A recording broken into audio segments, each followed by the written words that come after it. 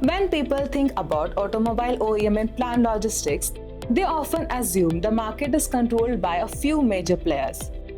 But the market landscape tells a different story. Kion Group AG holds the largest share at 10%. DHL Group and KUKA AG follow with 5% each.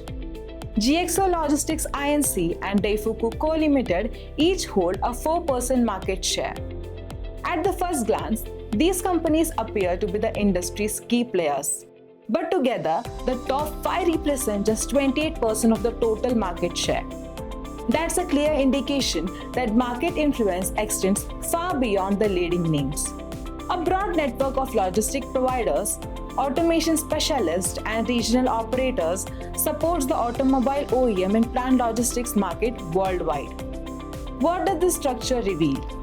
The automobile OEM and plant logistics market remains highly fragmented with no clear leader, with competition spread across a diverse set of players. Markets move fast. Your decisions need to move faster.